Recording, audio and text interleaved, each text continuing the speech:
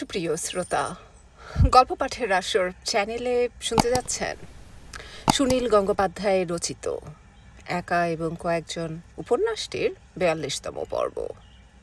আমি ওয়ারা করিম, সাথে থাকুন। বিষ্ণু, আমি, পঙ্কজ আর ভাস্কর, আমাদের এই কজনকে দাদারা বলতেন 3 মাস্কেটিয়ার্স। কেউ কেউ যখন বলতো 4 জন আবার 3 মাস্কেটিয়ার্স হয় কি করে, তাদের দিকে আমরা অবজ্ঞার চোখে তাকাতাম। তারা বইটা পড়েনি। আমাদের মধ্যে কে দর্তজ্ঞান সে সম্পর্কে তর্কের কোনো অবকাশই ছিল না। সে পদমর্যাদা প্রথম থেকেই ভাস্করকে দিতে হয়েছিল। বন্ধুদের মধ্যে ভাস্কর যেমন অহংকারী, তেমনই দুর্মুখ। অতি অল্প বয়স থেকে তার মধ্যে একটা ব্যক্তিত্ব জন্মে গিয়েছিল, যে জন্য তার চেয়ে বয়সে বড় লোকেরাও তার সঙ্গে সমীহ করে কথা বলতো। ভাস্করের ছিপছিপে লম্বা চেহারা, মাথা ভর্তি কোঁকড়া কোঁকড়া চুল এবং চোখের মনি দুটো কটা। আমাদের বন্ধুদের মধ্যে কোনো গণতন্ত্র ছিল না। ভাস্করের ইচ্ছে মতনই আমাদের চলতে হতো। তবে ভাস্কর মনে মনে সমীহ করত বিষ্ণুকে। বিষ্ণু কম কথা বললেও তার ইচ্ছের বিরুদ্ধে কিছু করতে সাহস পেত না ভাস্কর। আমার আর পঙ্কজের ভূমিকা ছিল বকুনি খাওয়ার। আমরা কিছু বললেই ভাস্কর ধূত বলে অত্যন্ত অবজ্ঞার সঙ্গে তা উড়িয়ে দিত। আমাদের বয়সী ছেলেরা তখন অনেকেই বিড়ি সিগারেট খেতে শিখেছে। ভাস্কর একদিন মাত্র সিগারেট বিষয়ে উল্লেখ করায় বিষ্ণু এমনভাবে ছি বলেছিল যে আমরা সবাই এক বাক্যেই সিগারেটের নিন্দে শুরু করে দিলাম। কেউ আর লুকিয়ে লুকিয়ে একটা টান দেবার কথাও ভাবিনি। স্কুলের বাথরুমের দেয়ালে অসভ্য কথা এবং ছবি আমাদের সবারই চোখে পড়ত, কিন্তু সে বিষয়ে আমরা কখনো আলোচনা করিনি। এটাও বিষ্ণুর প্রভাব। তবে অন্য সব বিষয়ে আমরা ভাস্করের নির্দেশই মানতাম। ভাস্করের প্রধান শখ ছিল পায়ে হেঁটে ঘুরে বেড়ানো। বিকেলবেলা আমরা জমায়েত হতাম হেদর মোড়ে। সেখান থেকে শুরু হতো পদযাত্রা। জোড়াসাঁকো, পোস্তা, ক্যানিং স্ট্রিট হয়ে আমরা চলে যেতাম হাওড়া ব্রিজের কাছে। তখনও নতুন হাওড়া ব্রিজের দুদিকে দুটো বিরাট ধাতব বেলুন ওড়ে। আমরা শুনেছিলাম এই ব্রিজের কাছাকাছি শত্রুপক্ষের বিমান এলেই বেলুন দুটো ফেটে গিয়ে একটা ধুন্ধুমার কাণ্ড হবে। গঙ্গাতেও আমরা একটা নতুন জিনিস দেখি, জলে ভাসে এরোপ্লেন। এই সি প্লেনগুলি নাকি জল থেকেই উঠতে পারে। সেই প্লেনের ডানার উপর শুয়ে খালি গায়ে রোদ পোহায় আমেরিকানরা, যাদের আমরা বলতাম লালমুখ। সন্ধে হয়ে এলে পঙ্কজের বাড়ি ফেরার তাড়া থাকে। ভাস্কর তাকে ধমকে ঠান্ডা করে দেয়। ভাস্করের নির্দেশে আমরা ব্রিজ পেরিয়ে চলে যাই হাওড়া স্টেশনে। ভাস্কর প্ল্যাটফর্মের টিকিট কাটে। আমরা যে কোনো একটা খালি ট্রেনের কামরায় উঠে বসে থাকি। আমরা কোথাও যাব না, তবু ট্রেনের কামরায় আমাদের দারুণ গল্প জমে। ব্যাপারটাতে আমরা একটা নিষিদ্ধ আনন্দ পাই। আমাদের চেনা কেউ দেখতে পেলে কি ভীষণ চমকে উঠবে, মনে করবে আমরা বুঝি বাড়ি থেকে পালাচ্ছি। সেরকম কারুর চোখে পড়ার জন্য আমরা জানলা দিয়ে মুখ বার করে থাকি পর্যন্ত। যে ট্রেন ছাড়তে অনেক দেরি আছে কিংবা ছাড়বেই না, সেসব ট্রেনেই আমরা উঠে বসি। তাতে আমরা ছাড়া আর কেউ থাকে না। আমরা বেঞ্চে বসে পা দোলাতে দোলাতে মনে করি ট্রেন সত্যি বহু বহু দূর চলে যাচ্ছে। আমরা 4 বন্ধু কোনো নাম না জানা দেশের মধ্যে দিয়ে চলেছি। কোনো কোনো সন্ধ্যাবেলা আমরা যেতাম বেলেঘাটা, তিলজলা অথবা খিদিরপুর। এসব জায়গায় আমাদের কাছে নতুন। আমরা একটু একটু করে কলকাতা শহরটাকে আবিষ্কার করতাম। আমরা 4 জনই একসঙ্গে থাকতাম বলেই রাস্তা হারিয়ে ফেলার জন্য ভয় ছিল না। রাস্তা হারাতাম, ঘুরে ঘুরে আবার খুঁজেও পেতাম। এই শহরের শিরা উপশিরার মতন অসংখ্য গলিঘুঁজি, কত নানা রকমের বাড়ি, সব মিলিয়ে এক আশ্চর্য জগৎ। পাথুরে ঘাটার গলিতে ঢুকে পুরনো কালের কতগুলো বিরাট বিরাট বাড়ি দেখে আমরা হতবাক হয়ে গিয়েছিলাম। শ্বেত পাথরের সিঁড়ি, বিশাল স্তম্ভ, কোনো বাড়ির ছাদ আবার দুর্গের মতন, কোনো বাড়ির গেটের সামনে সিংহ মূর্তি। রাজেন মল্লিকের বাড়িতে এসে আমরা আবিষ্কার করেছিলাম আস্ত একটি চিড়িয়াখানা। কে কে হাজারির বাড়িতে দেখেছি শিকল দিয়ে বাঁধা সত্যিকারের জ্যান্ত বাঘ। প্রতিদিন আমরা অন্তত 6-7 মাইল হাঁটতাম। ভাস্করের কড়া নির্দেশে আমাদের ক্লান্ত ভাব দেখাবার কোনো উপায় ছিল না। ফেরার পথটা একটু একঘেয়ে লাগতো। খুব বেশি রাত না হলে আমরা ট্রামে বাসে ফিরতাম না। আমরা কখনো কখনো ফুটবল বা ক্রিকেট খেলেছি বটে, কিন্তু হেঁটে বেড়ানোই ছিল আমাদের বেশিরভাগ দিনের প্রোগ্রাম। শেষ পর্যন্ত এটা আমাদের নেশার মতন হয়ে গিয়েছিল। কলেজে এসেও 2-1 বছর এটা বজায় রেখেছিলাম। এইভাবে কলকাতা শহরটা আমাদের হাতের পাতার মতন চেনা হয়ে যায়। আমরা ক্ষুদ্র পারিবারিক গণ্ডি থেকে শুধু যে বেরিয়ে আসি তাই নয়, এই শহরটাকে খুব আপন মনে হয়। আমরা মনে মনে বেশ জোর দিয়ে বলতে পারি এই শহরটা আমাদের। আরেকটা কথাও আমি আলাদাভাবে বুঝতে পারি, গ্রামের মাঠে কিংবা নির্জন বাগানে বা নদীর ধারে একা একা ঘুরে বেড়িয়ে আমি যে আনন্দ পেয়েছি, শহরের অঢেল রাস্তায় ঘুরে বেড়াবার আনন্দ উত্তেজনাও তার চেয়ে মোটেই কম নয়।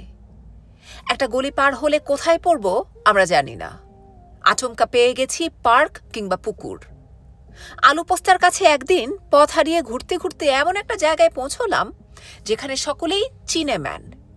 বস্তির মধ্যে সরু সরু গলিতে গরিব চীনেরা থাকে, দোকানের সাইনবোর্ডও চীনে ভাষায়। কয়েকজন লোক আমাদের পেছনে ঘুরঘুর করে বিড়বিড় করে কিসব বলতে লাগলো। একটু একটু গা ছমছম করছিল আমাদের, কিন্তু ভাস্কর তার স্বভাব সুলভ অহংকারের সঙ্গে বলল, চল এখানে একটা হোটেলে ঢুকে চা খাই। বিষ্ণু আর পঙ্কজ একসঙ্গে বলল, না। আমি চুপ করে রইলাম, আমার আপত্তি ছিল না। ভাস্কর চারদিকে তাকিয়ে বলল, এই জায়গাটা চায়না টাউন, আমার কাকার কাছে শুনেছি। একটা দোকানের সামনের সাইনবোর্ডে দুটো সাপের ছবি আঁকা। ভাস্কর বলল, চল না ভেতরে ঢুকে দেখি। বিষ্ণু দৃঢ়ভাবে না বলায় সেদিন আর বেশি এগোনো যায়নি। বিষ্ণু তার বাবা মায়ের খুব আদরের ছেলে, তার গতিবিধি সম্পর্কে অনেক বিধিনিষেধ ছিল।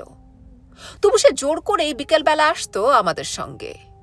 তাকে নিরাপদে ফিরিয়ে দেবার ব্যাপারে আমরা একটা দায়িত্ব বোধ করতাম। বেড়াবার সময় আমরা কখনো যে বিপদে পড়িনি তা নয়। কখনো কোনো পাড়ায় হঠাৎ গোলমাল শুরু হওয়ায় ও পুলিশের আবির্ভাবে আমরা অন্ধের মতন ছুটেছি। কিন্তু এইসব ছোটখাটো ব্যাপার ছাড়াও একবার বেশ একটা গুরুতর ব্যাপারই ঘটেছিল। তখন কলকাতায় অনেক বাড়ি খালি পড়ে থাকত, টুলের ঝোলানো বাড়ি আকছাড়। তাছাড়াও দমদম, বরানগর, বেলগাছিয়ার দিকে অনেক বড় বড় জমিদারদের বাগান বাড়ি, যা যুদ্ধের সময় মিলিটারিরা নিয়ে নিয়েছিল। সেগুলো এখন জানলা দরজা ভাঙা অবস্থায় হা হা করছে। সেই সব বাড়িতে ঢুকে এ ঘর ও ঘর দেখার ব্যাপারে আমাদের খুব কৌতূহল ছিল। বিশেষ করে আমার এই ইচ্ছেটা ভাস্করকে প্রকাশ করায় সে বেশ উৎসাহের সঙ্গে গ্রহণ করেছিল। সুতরাং ফাঁকা বাড়ি পরিদর্শন করাও ছিল আমাদের একটা কাজ। সেখানে আমাদের কেউ হঠাৎ দেখলে চোর বলেও ভাবতে পারত, কিন্তু আমাদের চুরি করার মতন কিছুই ছিল না। আমরা সে বিশাল বিশাল বাড়ির এক একটা ঘরে এক একজন ঢুকে হা হো ইত্যাদি চিৎকার করতাম প্রতিধ্বনি শোনার আশায়। একদিন কি কারণে স্কুলে হাফ হলিডে হয়ে গেছে। বাড়ি ফেরার বদলে ভাস্কর আমাদের নতুন জায়গায় বেড়াতে যাবার প্রস্তাব দিল। সেদিন বিষ্ণু ছিল না সঙ্গে, বিষ্ণুর জ্বরের জন্য স্কুলে আসেনি। কিন্তু প্রভাত বলে আরেকটি ছেলে আমাদের দলে জুটে গেল। প্রভাত একটু বখাটে ধরনের ছেলে। হাফ ইয়ারলি পরীক্ষায় ভারতী কথাটার মানে সিনেমার ভারতী লিখেছিল বলে সে বাংলা স্যারের কাছে প্রচণ্ড মার খেয়েছিল। এছাড়াও সে একবার হেডমাস্টার মশাইকে পেছন থেকে হেডু হেডু বলায় খুব লাঞ্ছিত হয়েছিল। তবু প্রভাতকে নেওয়া হলো কারণ সে খুব মজার মজার কথা বলে। শ্যামবাজারের খালপাড়ের স্টেশন থেকে টিকিট কিনে আমরা চড়ে বসলাম ট্রেনে। প্রায় খেলনা গাড়ির মতন ছোট ট্রেন, লোকের বাড়ির গা ঘেঁষে যায়। চলন্ত ট্রেন থেকে নেমে পড়ে আবার দৌড়ে ওঠা যায় সহজেই। এরকম ট্রেন পরে আমরা আবার দেখেছিলাম দার্জিলিংয়ের রাস্তায়। শ্যামবাজার ছাড়িয়ে পশু হাসপাতালের পাশ দিয়ে বেলগাছিয়া ভিলার গা ঘেঁষে ট্রেন চলল দুলতে দুলতে। এরপর থেকে আর সবকিছু আমাদের অচেনা। হাতিয়াড়া নামে কোন এক সুদূর রাজ্যে গিয়ে এই ট্রেনের যাত্রা শেষ হবে। কিছু দূর যাবার পর আমাদের মনে হলো আমরা একটা অপূর্ব সুন্দর জায়গায় এসে পৌঁছেছি। সবুজ মখমলের মতন ঘাসে ভর্তি মাঠ, তার ওপাশে বিস্তৃত জলাভূমি। মাঠের আরেক প্রান্তে একটা মস্ত প্রাসাদ। সেই প্রাসাদের দেয়ালে নানা রকম রঙিন কাঁচ বসানো। বিরাট সিংহ দরজার পাশে দুজন পুতুল দারোয়ান। কিন্তু দূর থেকে দেখেই বোঝা যায় বাড়িটা পরিত্যক্ত। এমন সুন্দর স্থান শুধু স্বপ্নে দেখা যায়। একটু আগে বৃষ্টি হয়ে গেছে, ঘাস ভিজে। তার উপর দিয়ে আমরা দৌড়তে লাগলাম বাড়িটার দিকে। ধারে কাছে কোনো লোকজন নেই। এই জায়গাটা যেন আমাদের জন্যই অপেক্ষা করেছিল। পঙ্কজ তো উৎসাহের আতিশয্যে সেই মাঠে ডিগবাজি খেয়ে জামা প্যান্টে কাদা লাগিয়ে ফেলল। বাড়িটার সিংহ দরজা পেরিয়ে গেলে ভেতরে একটা ছোট বাগান। দেখলেই বোঝা যায় এ বাড়িও মিলিটারিদের দখলে ছিল। যেসব মাছ মাংসর টিন তারা ব্যবহার করত, সারা বাগানে সেই টিন ছড়িয়ে আছে। কয়েকটা তাল গাছের গুঁড়িও কাটা অবস্থায় এখানে সেখানে ছড়ানো। আমরা আগেই শুনেছিলাম জাপানিদের ভয় দেখাবার জন্য তাল গাছের গুঁড়ি কামানের মতন সাজিয়ে রাখা হতো যুদ্ধের সময়। আসল কামানের অভাব দেখা গিয়েছিল। সেই বস্তু চোখের সামনে দেখলে উত্তেজনা লাগে। বাগানটাতে গাছপালা কিছুই প্রায় অবশিষ্ট নেই বলতে গেলে। তবে একটা আম গাছে কচি কচি আম ফলে আছে। ধারে কাছে অনুমতি নেবার মতন কেউ নেই। আমরা হুড়োহুড়ি করে আম পাড়তে লাগলাম। নিজের হাতে পাড়া সে কাঁচা আমের এমন অপূর্ব স্বাদ যেন জীবনে আমরা সেরকম আম খাইনি। প্রভাত বলল, ইস মাইরি, একটু যদি নুন পাওয়া যেত তাহলে একেবারে আলুর দম হয়ে যেত। সে কথা শুনে আমরা একেবারে হেসে লুটোপুটি। বিষ্ণু সঙ্গে নেই বলে প্রভাতের মাইরি বলায় আমরা কেউ আপত্তি জানালাম না। প্রভাত সব কিছুকেই আলুর দম বলে। আমাদের ইতিহাসের নতুন স্যারকে খুব ভালো লাগতো। প্রভাত বলেছিল, এই স্যারটা খুব ভালো, একেবারে আলুর দম। বাড়িটার সদর দরজা ভাঙা। কেউ যেন কুড়োল দিয়ে দরজাটা ভেঙে খান খান করেছে। জানলার ভাঙা কাঁচ এখনো ছড়িয়ে আছে। আস্তে আস্তে ভেতরে ঢুকলাম। সুদৃশ্য ডিস্টেম্পার করা এক একটি ঘর, কিন্তু সেই সব দেয়ালে ধোঁয়ার দাগ। দেয়ালের মাঝে মাঝে অপেক্ষাকৃত পরিষ্কার চৌকো চৌকো দাগ দেখে মনে হয় আগে সেসব জায়গায় ছবি ছিল। ছাদ থেকে ঝুলন্ত ঝাড় লণ্ঠনের সামান্য ভগ্নাংশই অবশিষ্ট আছে। চওড়া কাঠের সিঁড়িতে আংটা লাগানো। দেখে বোঝা যায় যে আগে সেই সিঁড়িতে কার্পেট পাতা থাকত। এখন তার চিহ্ন মাত্র নেই। সেই সিঁড়ি দিয়ে আমরা আস্তে আস্তে ওপরে উঠলাম। ওপরে চৌকো চৌকো রঙিন পাথর বসানো বিরাট বারান্দা। এক পাশে লোহার রেলিং দেওয়া বারান্দা, আরেক পাশে সারি সারি ঘর। এত বড় বড় ঘর আমি কখনো দেখিনি। এত বড় বাড়িতে একজনও লোক নেই বলে কেমন গা ছমছম করে।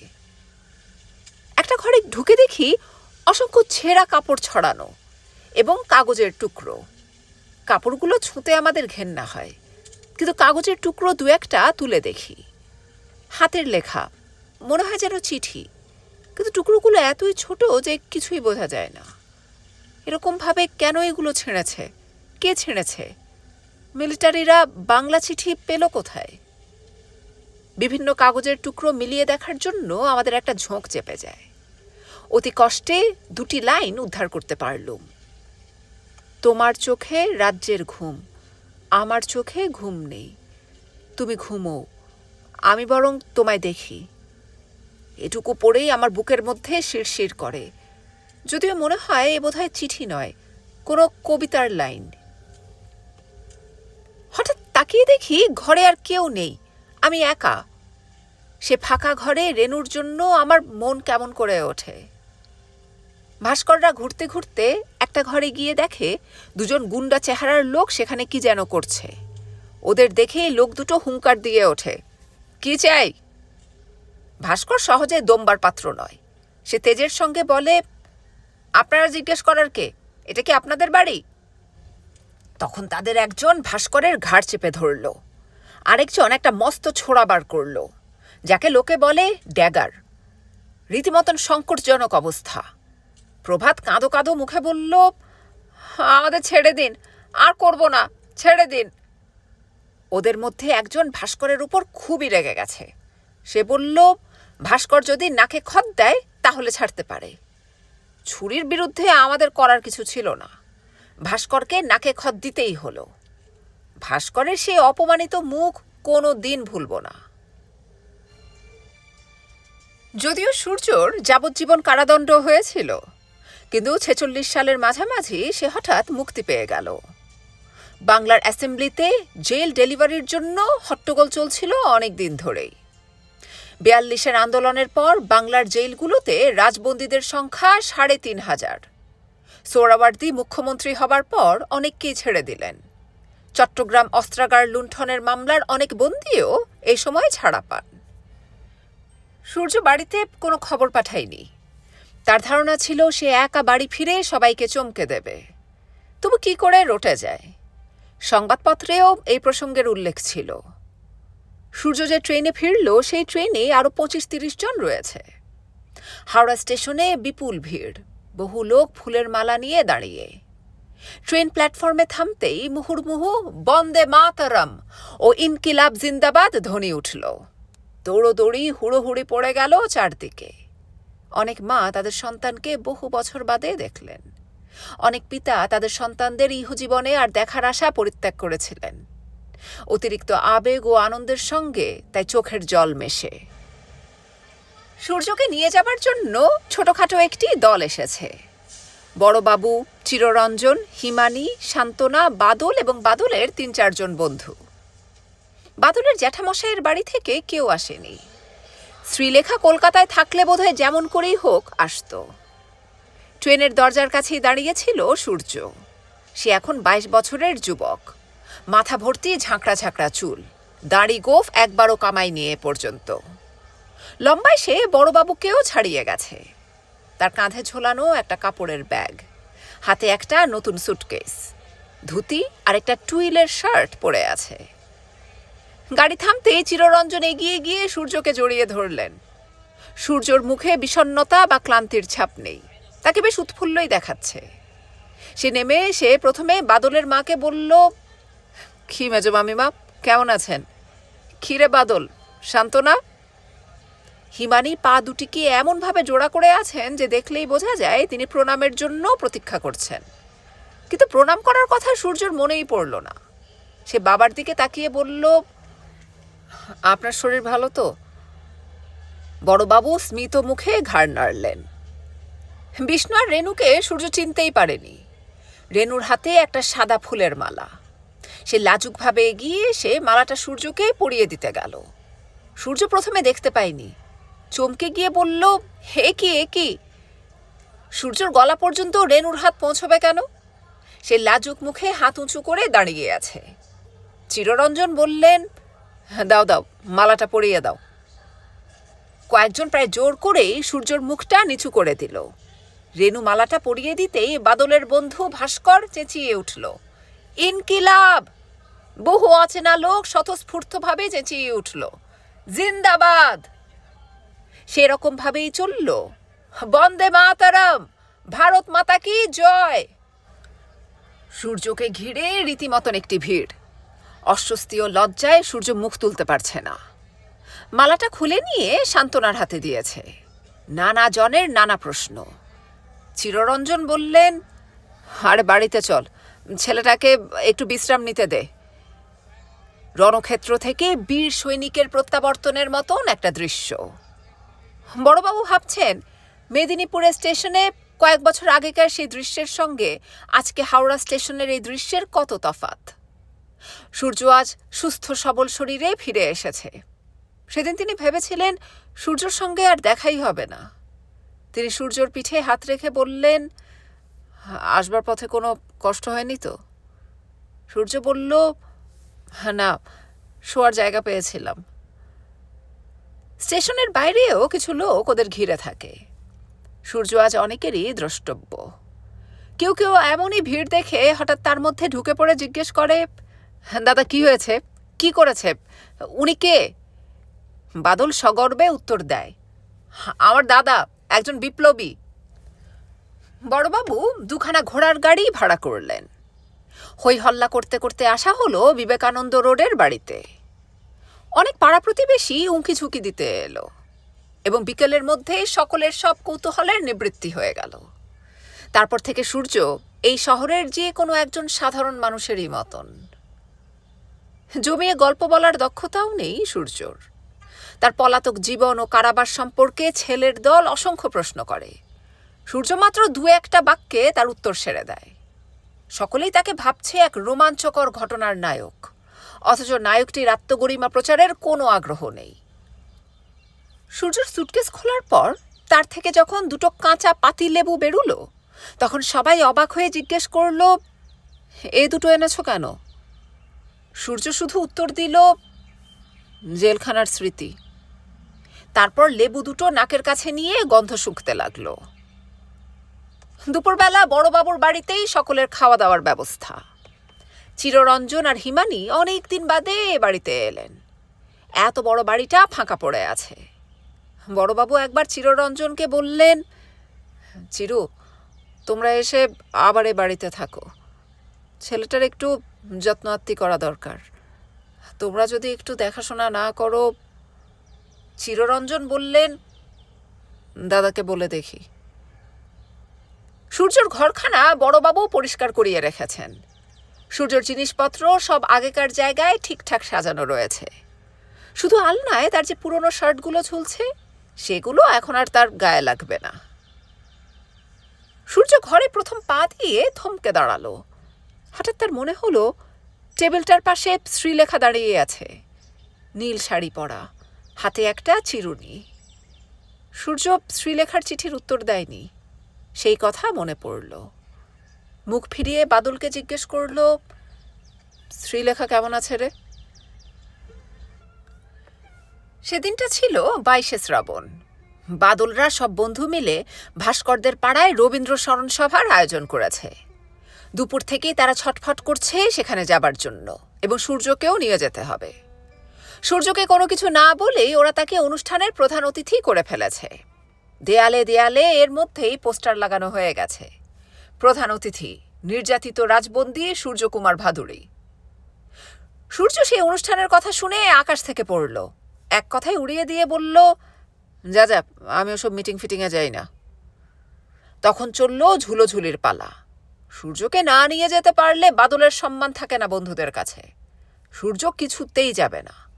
চিররঞ্জনও বললেন, ছেলেটাকে তোরা একটু বিশ্রাম নিতে দে, আজই কেন বাইরে নিয়ে যেতে চাইছিস? শেষ পর্যন্ত বাদল তার মাকে আর দিদিকে ধরল সূর্যকে রাজি করাবার জন্য।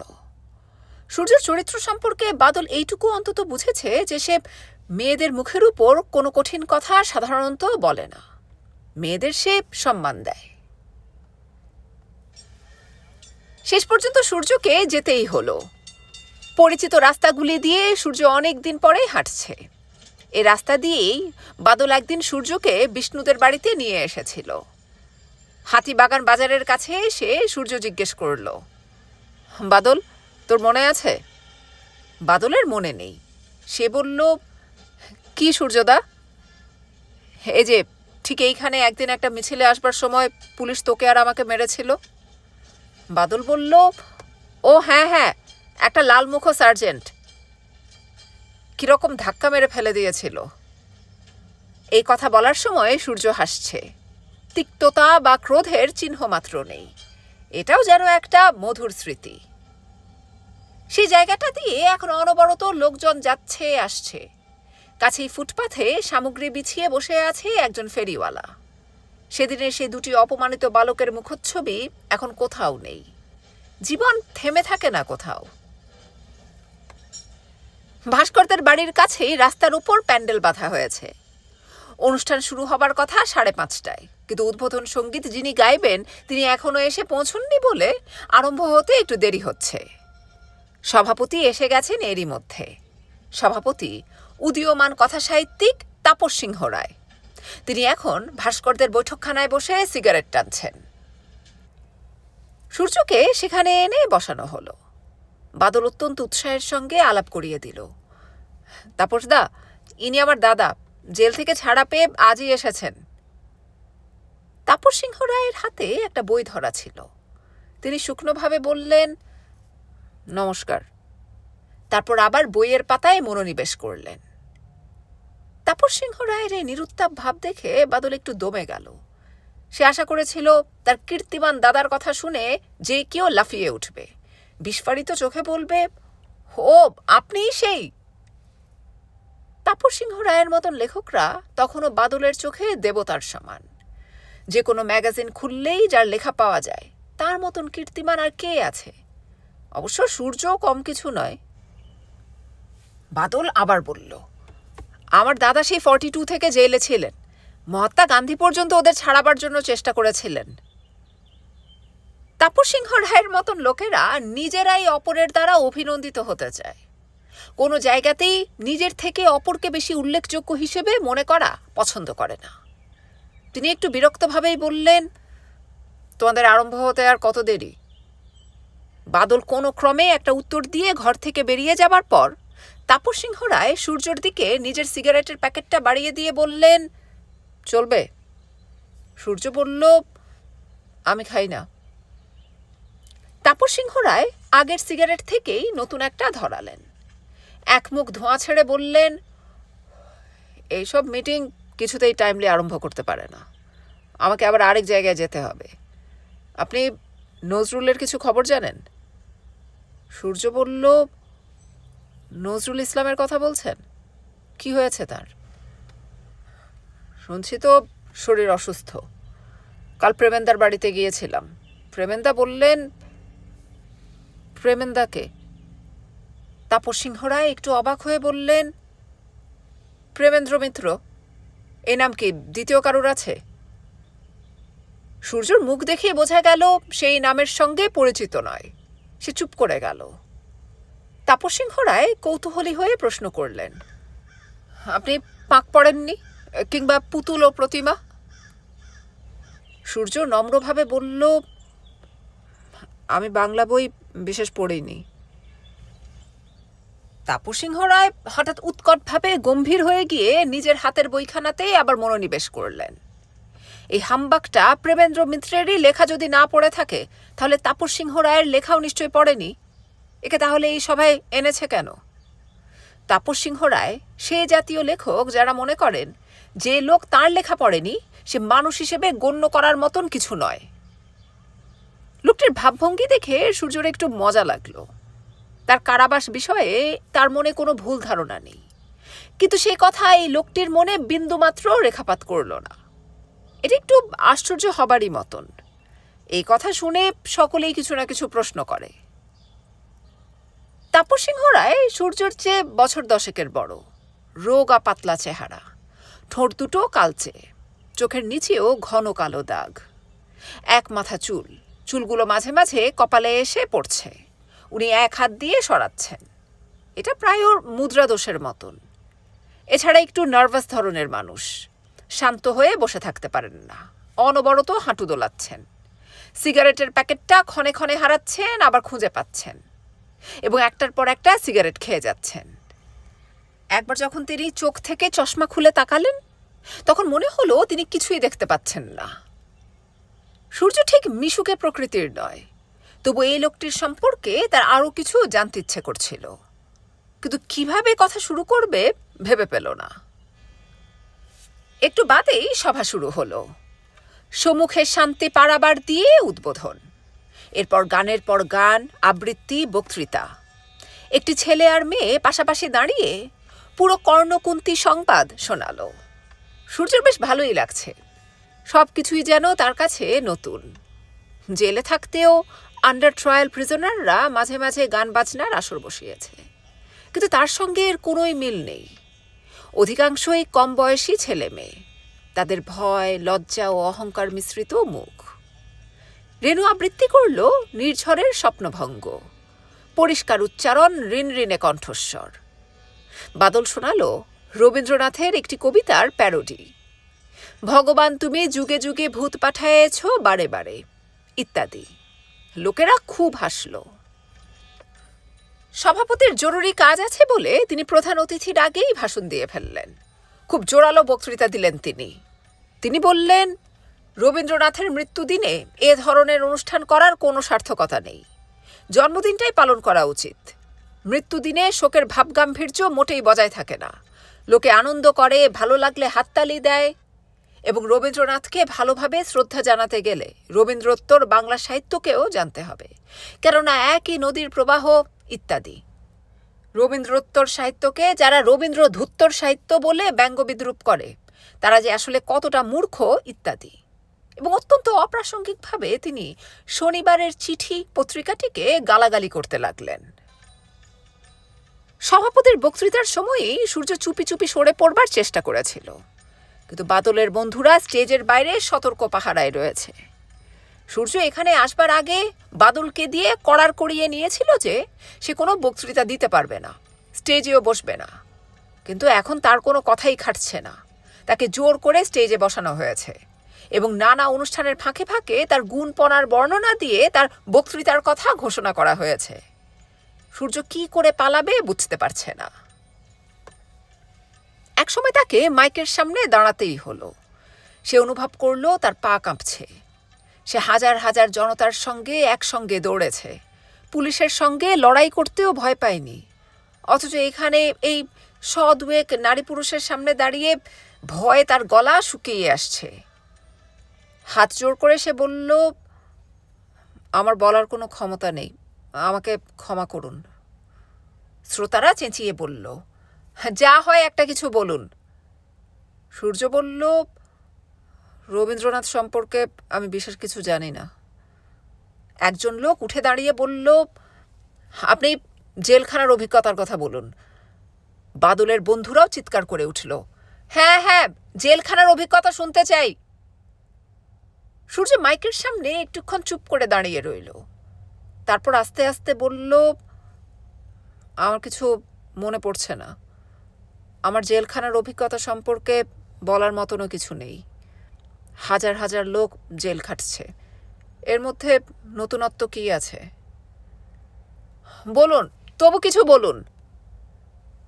সূর্য লোকজনের মুখের দিকে না তাকিয়ে দূরের দিকে চোখ রাখল। তারপর বলল, আমার শুধু মনে পড়ছে কয়েকজন মানুষের কথা। আমার গুরু ছিলেন যিনি, তার নাম হরকুমার ভট্টাচার্য। তিনি বেশ কয়েক বছর পুলিশের নজর এড়িয়ে পালিয়ে পালিয়েছিলেন। শেষকালে তার টিবি হয়। বেলেঘাটায় একটা বস্তির মধ্যে লুকিয়ে থেকে তিনি বিনা চিকিৎসায় মারা যান। দেশের কাজের জন্য তিনি প্রাণ দিয়েছেন, কিন্তু তার নামও এখন কেউ জানে না। আরেকজন ব্রজগোপাল মিত্র, 42-এর আন্দোলনে তিনি আমাদের টেনে নিয়ে গিয়েছিলেন। ঝাড়গ্রামের কাছে পুলিশ তাকে লাঠিপেটা করে মারে, মুখের ওপর বুট জুতো দিয়ে। আরও একজন, তার কথাই আমার বেশি মনে পড়ছে, যোগানন্দদা। আমরা অনেকদিন একসঙ্গে ছিলাম। খড়গপুরে যখন আমরা দুজনে একসঙ্গে পালাচ্ছিলাম, যোগানন্দদা আমার থেকে মাত্র 3-4 হাত দূরে। একটু থেমে ঢোক গিলে সূর্য আবার বলল, উনি রাস্তার ওপরেই গুলি খেয়ে পড়ে সঙ্গে সঙ্গে মারা যান। আমি ওকে কোনো সাহায্যও করতে পারিনি। ওদের জন্য কি কোনোদিন কোনো সভা টভা হবে? জানি না এদের নামও কেউ মনে রাখবে কিনা।